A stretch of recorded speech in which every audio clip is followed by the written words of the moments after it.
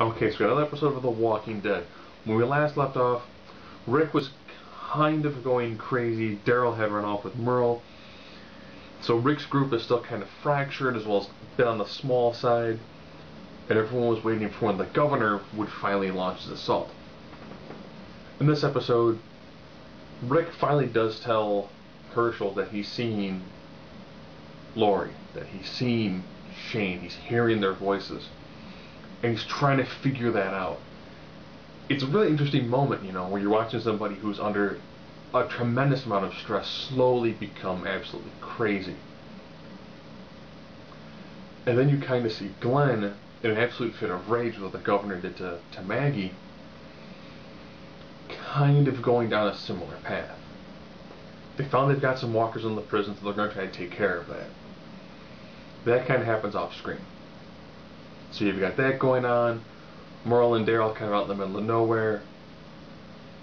Merle still kind of a dick, with Daryl being kind of like, no, I know what I'm talking about. I know what I've been doing. And then they hear a baby crying. And then there's a family of, well, I'm just going to say Mexicans, who are being attacked by a bunch of walkers. Merle's like, nah, I'm not going to waste the ammo on him. Daryl goes right into it, pretty much saves the family. They then Merle decide that they've got a problem. Daryl and Merle cannot coexist out on the road. Daryl wants to go back to the prison. So Glenn is trying to find out what's going on with all the walkers. Rick is going insane. So it pretty much leaves Daryl and Merle on the outside and everyone else in a slowly increasing powder keg that is the prison. And then with about 10 minutes left of this episode, a gunshot happens at the prison. And now the prison is under assault.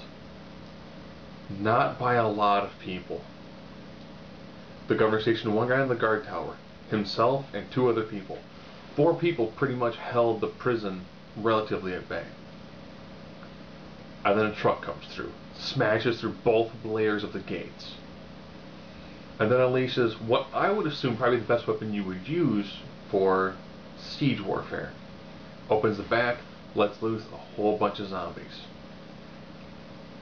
But Rick's okay, because Daryl and Merle show up.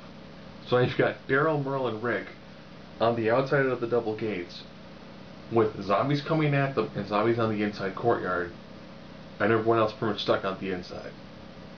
The governor and his men decide, we've got him, and just hightails it out of there. Interesting one, when I first saw the governor shoot somebody in the prison, my first thought was, please don't be the end of the episode.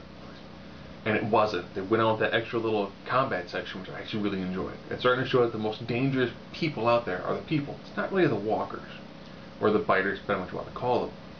It's pretty much, it's the fact that humans, given this insane circumstance, are still humans.